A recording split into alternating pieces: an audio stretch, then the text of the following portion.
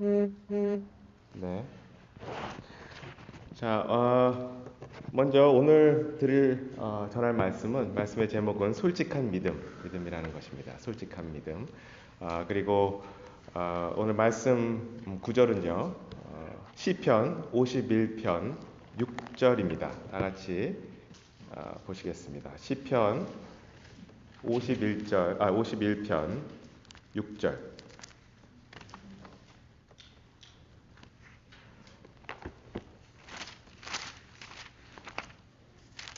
시편 51편 6절 말씀입니다. 한영대역으로 882장입니다. 구약. 다 찾으신 줄 알고 한 목소리로 크게 읽도록 하겠습니다. 시편 51편 6절입니다. 시작. 보소서, 주께서는 속 부분에 있는 진실함을 원하시오니 나로 하여금 은밀한 부분에 있는 지혜를 알게 하시리이다. 아멘. 다 같이 말씀을 위해서 기도하겠습니다. 하나님 아버지, 감사합니다. 오늘 주일 주셔서 감사드리고, 오늘 저희와 함께 해주셔서 제가 주님의 말씀을 전하는데 부족함이 없도록 성령 충만케 해주시길 간절히 소원합니다. 저희가 진리 위에 바로 서길 원하고 주님의 말씀 속에서 서길 원합니다. 주님 함께 해주시옵소서. 감사드리며 우리 주 예수 그리스도의 이름으로 기도합니다. 아멘. 아까 말씀드렸듯이 오늘은 솔직한 믿음이라는 제목으로 말씀을 전하겠습니다. 어떤 사람이 이야기를 했습니다. 나는 다른 사람이 마음으로 하는 말을 들을 수 있었으면 참 좋겠다. 그런 상상 한번 해보신 적 있지 않습니까? 다른 사람의 마음이 읽을 수 있는. 그랬더니 옆에 있는 친구가 이야기를 했습니다. 못 듣는 것을 감사히 여겨라. 만약 들을 수 있다면 사람들의 그 험한 이야기와 나쁜 생각들과 그 추함 때문에 매일매일 힘들었을 거다. 그러니 못 듣는 것을 감사히 여겨라. 사실 그런 것 같습니다. 자신을 한번 생각해 보시기 바랍니다. 하루 종일 무슨 생각을 하고 있나 한번 생각해 보시기 바랍니다. 저는 사실 좋은 생각보다 나쁜 생각하는 때가 비교도 안 되게 사실 많은 것 같습니다. 만족보다는 불만이 많고요. 시기도 많고, 미움도 많고, 걱정도 많고, 불평도 많고 그렇습니다. 정말 잡다한 그런 생각들이 많고, 생각이 생산적이지 않고, 그런 생산적이지 않은 생각들이 참 많습니다. 여러분은 어떠십니까? 저는 말씀을 묵상하면서 이번 주에 주님은 나에게서 어떤 것을 원하시나, 우리 교회는 또 어떤 것을 원하시나 그런 생각을 계속했습니다. 내 자신이 이렇게도 하는 생각들이 더럽고 추하고 이런데 도대체 나의 입에서 어떤 말씀이 나가길 원하시나 이런 생각을 해봤습니다. 그때 정직함 그리고 솔직함 이런 단어가 떠올랐습니다. 저는 인간에 있어서는 특히 인간의 죄성에서는 아주 선한 행동 안에도 심지어는 죄가 들어있다고 생각합니다. 혹시 대화를 나누면서 상대방의 이야기나 그 삶이 안타까워 눈물을 흘리실 때조차도 순간 이 상대방은 나의 눈물을 어떻게 생각할까 생각해 보신 적 없으십니까? 아주 순간적으로 말입니다. 아니면 이런 비슷한 경험이 있으신지요? 때로는 정직해 보이는 반응 안에도 순간순간 인간의 죄는 불쑥불쑥 찾아오게 됩니다. 제가 어렸을 때입니다. 제가 어렸을 때 혹시 플란더스의 개 아십니까? 플란더스의 개. 제가 어렸을 때는 그 만화가 있었습니다. TV에서 만화가 있었는데 마지막 회였어요. 마지막 회. 아마 동네 교회에서 주인공 소년이 네론가 뭐 이랬던 것 같은데 하여튼 주인공이 고생합니다. 그 전체 시리즈를 통해서 참 고생하고 억울하고 막 그러다가 슬프게 교회에서 죽게 됩니다. 어린이 만화를 왜 그렇게 슬프게 만들었는지 참 모르겠어요. 그런데 하여튼 그 마지막 회를 보면서 저는 너무너무 슬펐습니다. 그때 저희 누나가 옆에 있다가 저를 실수로 툭 쳤어요. 그런데 이때다 싶어서 저는 왜 때리냐고 그러면서 막 울었었습니다. 그 기억이 갑자기 났어요. 남자아이라고 만화 보고 운다. 뭐 이것이 좀 창피했었나 봐요. 그 당시에. 전 찬영이보다 더 어렸었을 것 같은데요. 저는 제 감정을 숨기려 했습니다. 그때. 어린이였지만 저희 마음을 그대로 보여주지 않았었죠. 뭐 이런 것이 뭐 죄라고 이야기하는 건 아닙니다. 그게 죄라고 이야기하는 것이 아니라 다만 어렸을 때 기억이 떠오르면서 사람은 자신의 감정을 그대로 드러내는 것에 대해서 생각보다 익숙하지 않다. 자신의 감정이나 생각을 그대로 드러나지 않는 것에 도리어 더 익숙한 것 같다. 이런 생각을 해보게 됐습니다. 본능적으로 자신의 생각이나 감정을 덜 잘 드러내지 않으면서 자기도 모르게 자신을 변론하는 것. 그것이 또한 인간 본성에 속해 있는 것이라는 생각을 했습니다. 자신을 보호하려는 본능은 그 자신이 그 상황 속에서는 그럴 수밖에 없었다. 나는 그럴 수밖에 없었어. 그 상황 속에서는. 그렇게 얘기하는 어떤 방어를 하게 됩니다. 본능적으로요. 때로는 그것이 너무나 자연스러워서 내가 잘못을 했음에도 불구하고 실제로 나의 모습을 보지 못하며 나의 잘못은 우리가 인지하지 못하는 그 어떤 그 깊숙한 곳에 숨기게 됩니다. 자신의 잘못은 매우 주관적으로 어떤 깊음 속에 넣게 되고 그 잘못은 인지하지도 못하고 자신의 정당성을 그냥 드러내게 됩니다. 이러한 본성은요, 너무나도 자연스러운 것 같습니다. 너무도 자연스럽기 때문에 그 자신은 그렇게 행동하는 것이 자연스럽고 심지어는 정당합니다. 어떻게 그렇게 어떠한 그 깊음 속에 숨어 있는 나도 모르는 나에 대해서 주님은 때론 아니 매우 자주 아니 사실은 언제나 그것을 드러내시길 원하십니다. 어렵지만 주님은 그렇게 하시기를 원하십니다. 먼저 처음 말씀드리고 싶은 것은 구원을 받을 때입니다. 먼저 구원을 받을 때 우리는 나 자신에게 솔직해져야 구원을 받을 수 있습니다. 여러분 본인이 구원을 받았을 때, 얻었을 때, 받아들였을 때, 예수 그리스도를 받아들였을 때를 한번 생각해 보십시오. 그 당시는 잘 몰랐었을지 모르지만 나중에 후에 구원의 확신을 assurance of salvation이라고 그러죠. 구원의 확신. 다시 한번 갖게 됐을 때를 다시 한번 생각해 보십시오. 우리는 복음에 대해서 나 자신이 솔직해져야 그래야 받아들일 수 있습니다. 제가 좀 긴 스토리지만 좀 읽어드리겠습니다. 워치만님 목사님 혹시 아실지 모릅니다. 워치만님 목사님이 복음 집회를 하러 중국 남부에 갔었을 때 거기서 오랜 친구를 만났습니다. 그 친구는 심리학 교수로 재직하고 있었습니다. 그는 그 교수는 학생들에게 순수 심리학의 입장에 근거해서 회개나 구원을 모두 학구적으로 설명할 수 있다. 그렇게 강의를 했었습니다. 계속. 즉 예수 그리스도의 구원이 거짓임을 학생들에게 가르쳐 왔습니다. 이 목사님이 개인적으로 만나 복음을 전하고 이야기를 했으나 그분은 매우 교양이 있으신 분이기 때문에 얘기를 점잖게 끝까지 잘 예의상 듣고 한동안 말을 듣고 말씀하지 않으시다가 마지막에 내게 복음을 전하는 것은 소용이 없네. 나는 하나님이 계시다는 것을 믿지 않는다네. 하고 대답을 했습니다. 이 목사님은 비록 자네가 하나님을 믿지 않는다 해도 자네가 기도를 한다면 자네는 무언가를 발견하게 될 걸세. 비록 자네가 하나님께로 가는 계단을 찾을 수 없더라도 하나님께서 이미 자네를 찾으러 오셨다는 이 사실은 변함이 없네. 내가 기도했듯이 자네도 이렇게 한번 기도 한번 해보게. 하나님, 만약 하나님이 계시지 않는다면 내 기도는 쓸모없으며 헛된 것입니다. 그러나 만약 하나님이 계시다면 당신이 나로 하여금 알게 하시기를 구합니다. 이렇게 한번 기도를 해보게. 네 목사님은 결코 그가 하나님이 계신 것을 인정하라고 요구하지도 않았었습니다. 그가 어떤 일을 하도록 요구하거나 아니면 푸시하지도 않았습니다.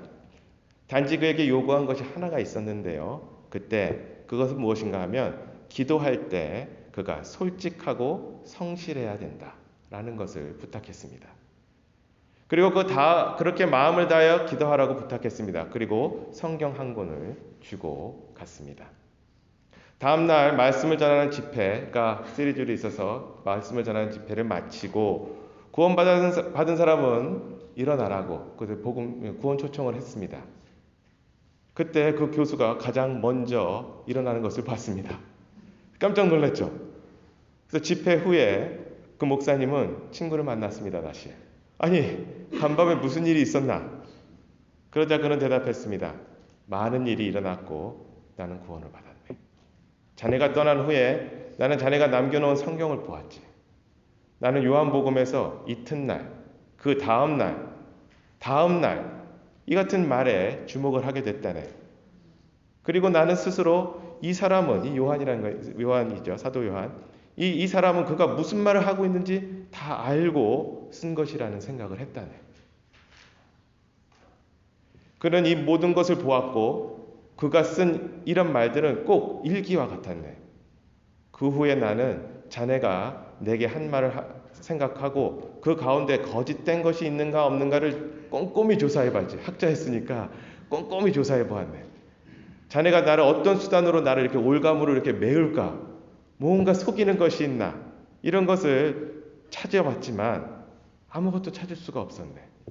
나는 내가 왜 그런 받아들이지 못하고 자네가 제의한 기도를 할 수 없는가? 왜 내가 지금 안 하고 있는가? 이런 것을 한번 스스로 생각해 보았다네. 그런데 갑자기 이런 생각이 떠올랐지. 만약 하나님이 실제로 계신다면 그때 나는 어디에 있을 것인가 나중에. 갑자기 그 생각을 하게 됐다네.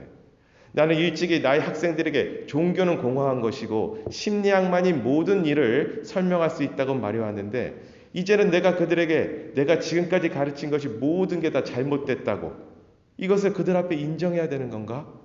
이런 생각을 하게 됐다네. 나는 많은 고려 끝에 이 일에 대해서 성실하고 솔직해야 된다고 느꼈네. 실제로 하나님이 계시다면 내가 그분을 믿지 않는 것은 어리석은 것이기 때문이지. 그래서 나는 무릎을 꿇었다네. 그리고 기도를 시작했지. 아주 솔직하게. 나는 기도하자마자 하나님이 계시다는 것을 그냥 알아버렸다네. 내가 어떻게 알게 되었는지는 설명할 수 없지만 하여튼 하나님이 계시다는 것을 그냥 알았네. 내가 읽은 요한복음이 정말 그분이 목격한 것을 기록한 것 같다는 것을 상기하고는 예수님이 하나님의 아들임이 분명하다는 것을 그냥 알게 되었네. 나는 예수를 구원자로 받아들였네. 나는 구원을 받았지. 놀라운 일 아닙니까? 그 친구의 구원을 막고 있었던 것은 그 큰 것 중 하나는 학자로서 자신이 지금까지 공부하고 주장한 것이 헛것이 될 거라는 어떤 두려움이었습니다. 그것을 자기 처음 있던 곳에 숨겨놓고 있었습니다. 하지만 하나님에게 솔직하게 다가가서 기도했을 때 나의 구원을 막고 있는 것이 무엇이었냐는 것을 하나님은 보여주셨습니다. 자신의 미래가 어떻게 되나 걱정이었겠죠. 두려웠었겠죠. 하지만 그는 자신을 솔직히 들여다보기를 소원했었던 것입니다. 그리고 그렇게 솔직히 자신을 들여다보았을 때 무엇이 자신을 막고 있었는지 알게 되었고 주님께서는 그것을 보여주셨고 그에게 구원을 허락하셨습니다. 사실 하지만 이렇게 자신의 모습을 정확히 보는 것은 쉽지 않습니다. 자신이 보고자 하면 보기 힘듭니다. 하지만 주님께 자신을 보여달라고 기도하면 주님께서 보여주실 것을 믿습니다. 아까 그 심리학 교수는 솔직히 주님께 나아갔을 때 주님이 빛을 비추어 자신을 막고 있는 것이 무엇인지에 관한 것을 보이게 했었던 것입니다.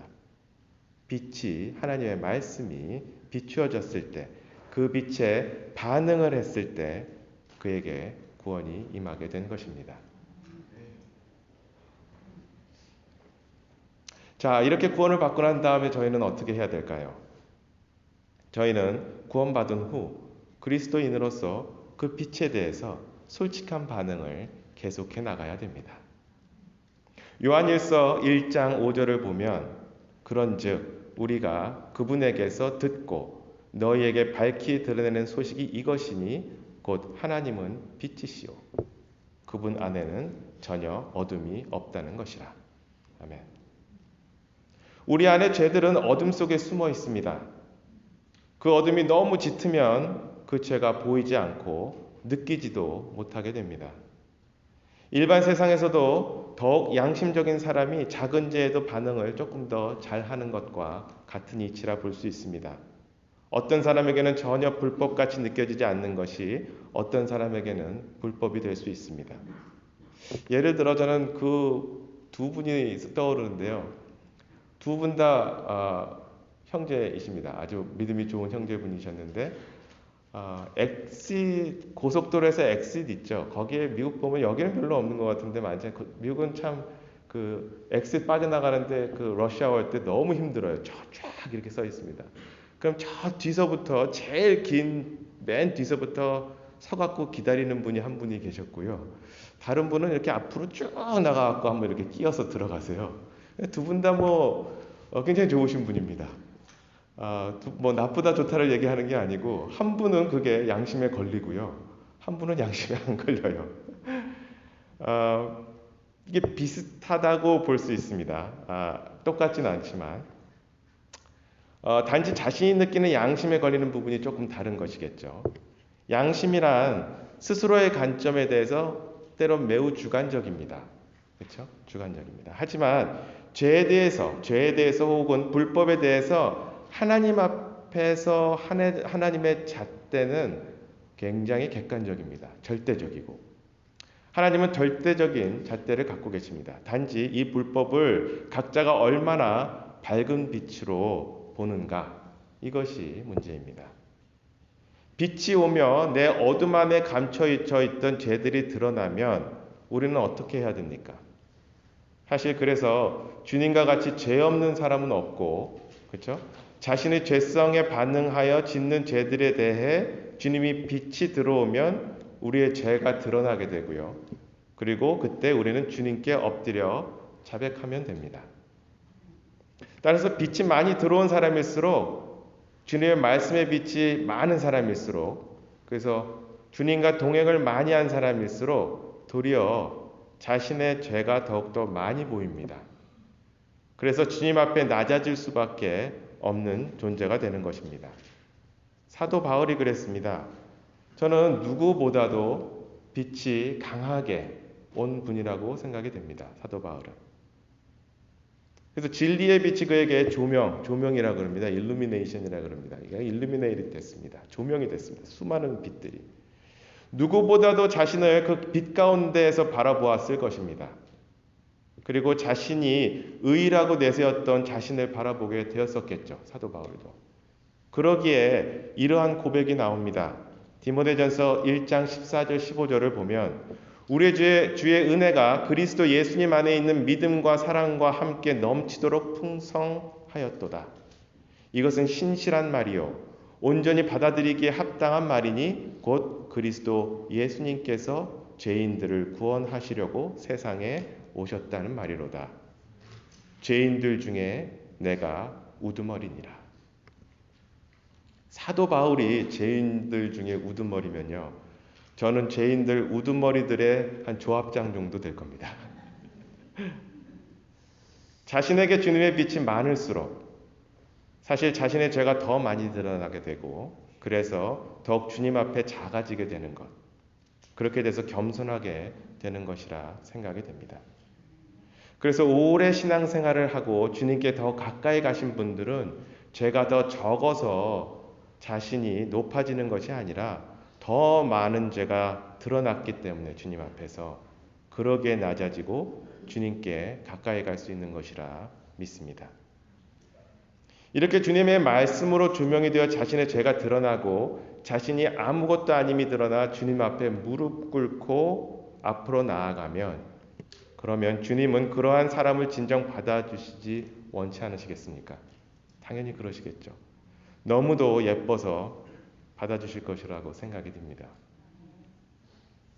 진리에 더 드러난 사람들은 그래서 더 겸손해야 되고요. 겸손할 수밖에 없고요. 진리의 빛에 드러난 자신의 추함에도 불구하고 자신을 사랑하셔서 돌아가신 주님께 감사하여 머리를 숙일 수밖에 없게 된다고 믿습니다. 자식을 키울 때 보면요. 제 아이들이 정말 올바르게 잘 자라기를 그렇게 바랍니다. 그리고 아이들이 부모에게 잘못했을 때, 그리고 그 잘못을 알았을 때 부모에게 잘못을 이야기하고 돌이키기를 참 원합니다. 부모로서. 그것을 숨기는 것을 원치 않습니다. 그것을 숨기는 것을. 잘못을 알지 못한다면 그것을 가르쳐 주게 되고요. 왜 잘못했는지, 그리고 그 잘못이 드러났을 때 그 아이들이 인정을 하고 부모에게 돌아오기를 기대합니다. 하나님의 마음도 같다고 생각이 듭니다. 그래서 오늘 본문 뒤편에 나와 있는 51편 16절 17절을 보시면 51편 16절 17절을 보시면 잘 아시는 구절이십니다. 주께서는 희생물을 원치 아니하시나니 그렇지 아니하면 내가 그것을 드렸으리이다. 주께서는 번제 헌물을 기뻐하지 아니하시나이다. 하나님께서 구하시는 희생물은 상한 영이라. 오 하나님이여 상하고 통회하는 마음을 주께서 멸시하지 아니시리이다. 주님께서 구하시는 것은요. 그래서 저희의 부서지고 깨지고 상한 영입니다. 부모가 제일 행복한 순간은 자신이 아이들이 도움이 필요해서 자신에게 왔을 때, 그때 그것을 도와줄 수 있는 그 시기가 참 행복한 시기라고 생각이 됩니다.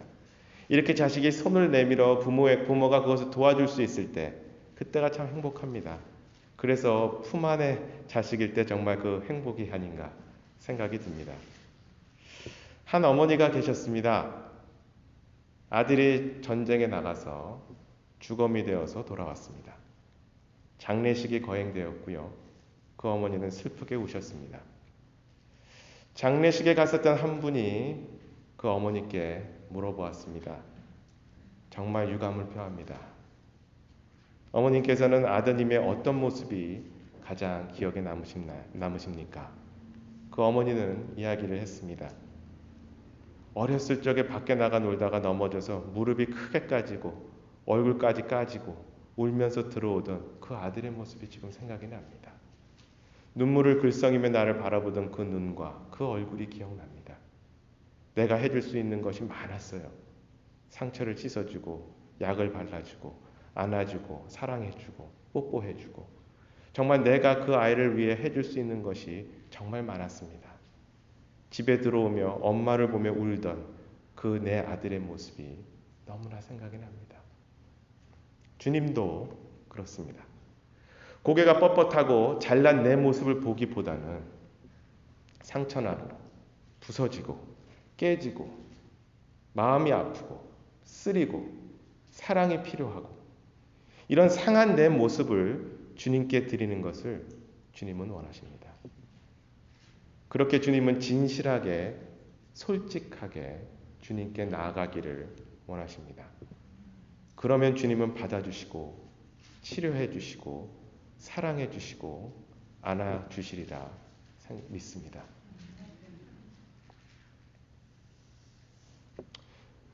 세 번째로 다시 한번 구원 후에 우리는 어떻게 해야 되나, 교회 생활은 어떻게 해야 되나 라는 생각을 한번 해보게 됐습니다.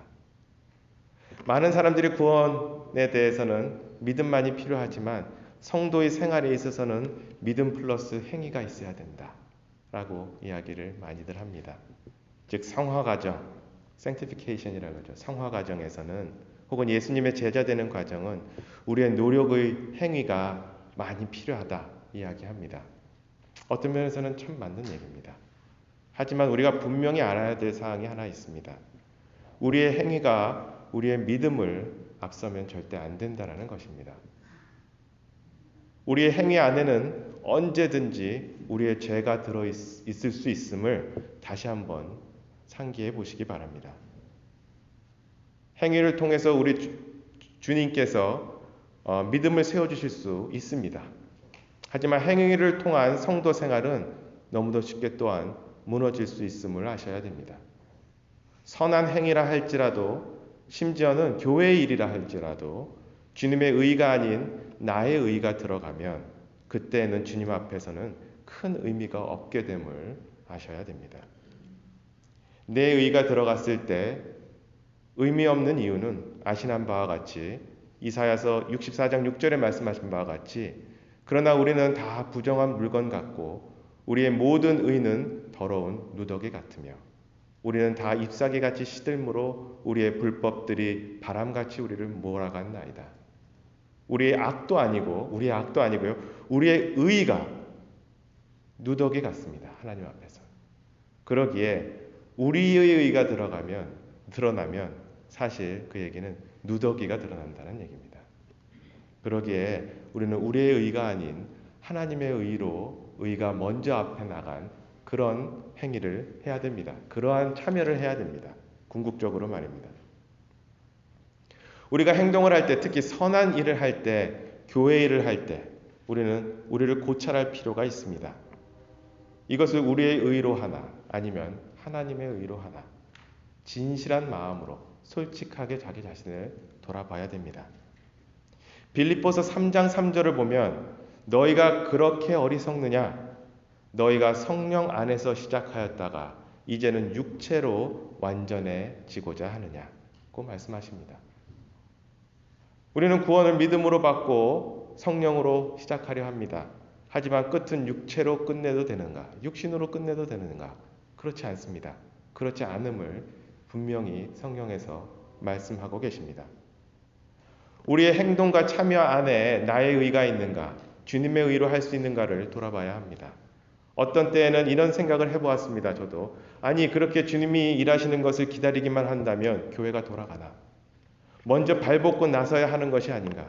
빨리빨리 해야 되는데 언제까지 기다리기만 해야 되지? 저도 마음이 급합니다. 항상. 마음이 급한데 사실 맞는 얘기이기도 하죠. 우리는 마냥 기다릴 수 없습니다. 모든 상황이 맞을 때까지 그렇다고 또 기다려서도 안 됩니다. 그렇게 기다리기만. 언젠가는 해주시겠지. 그리고 마냥 기다린다는 것도 저는 옳지 않다고 봅니다. 우리는 적극적인 기도를 해야 됩니다. 적극적으로 주님께 원해야 됩니다. 그래서 이런 식으로 기도하는 건 어떨까 생각을 해봤습니다. 주님, 이러한 일이 필요로 한 것 같습니다. 주님, 누군가 빨리 그것을 해버렸으면 좋겠는데요. 저는 어떻습니까? 주님, 제가 할 수 있는 일이라면 기쁘게 할 수 있도록 주님께서 힘주시옵소서. 주님께서 도와주시옵소서. 제가 제 의가 드러나지 않고 주님의 의가 드러날 수 있도록 주님께서 도와주시옵소서. 그 일을 제가 한다면 기쁘고 감사하게 할 수 있도록 하게 해주시옵소서 하고 말입니다. 사과가 떨어지기를 기다리며 입을 벌리고 나무 밑에 누워있으라는 얘기 절대 아닙니다. 주님께 적극적인 기도를 하며 주님이 먼저 일하셔서 제가 쫓아갈 수 있도록 적극적인 기도를 그 기쁨 가운데 그리고 행할 수 있도록 그런 기도를 해야 되지 않을까 생각을 해봅니다. 그럴 때 주님께서 기쁨 속에 주님의 일을 할 수 있게 해주시리라 믿습니다. 그러기에 빌립보서 2장 13절은 이렇게 얘기하십니다.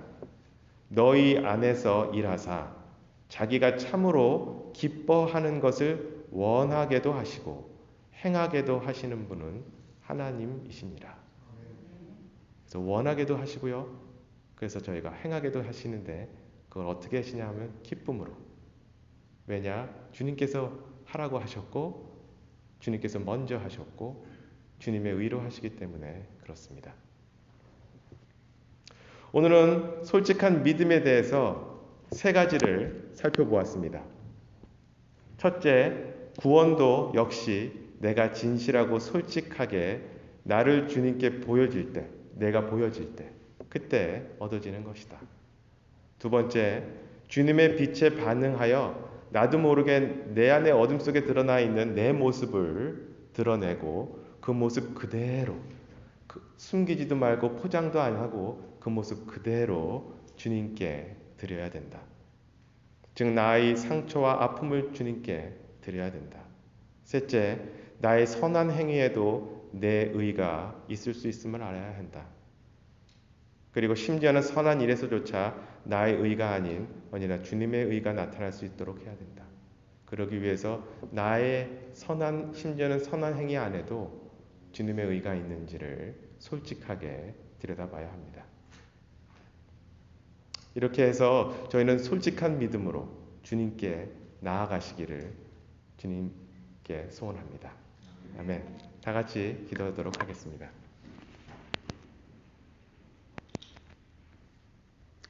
하나님 아버지 감사합니다. 오늘 주님께서 말씀 주심에 감사합니다. 저희가 솔직하기가 참 쉽지 않습니다. 주님께 하지만 솔직하게 성실하게 나아가기를 원합니다. 주님 말씀이 비추어졌을 때 그것에 성실하게 반응하기를 원합니다. 그래서 주님께 나아가기를 원합니다. 저희가 상한 영으로 주님께 나아갈 때 주님께서 또한 사랑하셔서 저희를 너무 사랑하셔서 저희를 받아주시고 또한 치유해 주실 것을 믿습니다. 주님 저희가 그렇게 주님께 나아가며 또한 믿음이 커질 수 있도록 주님 인도해 주시옵소서. 감사드리며 우리 주 예수 그리스도의 이름으로 기도합니다. 아멘. 네.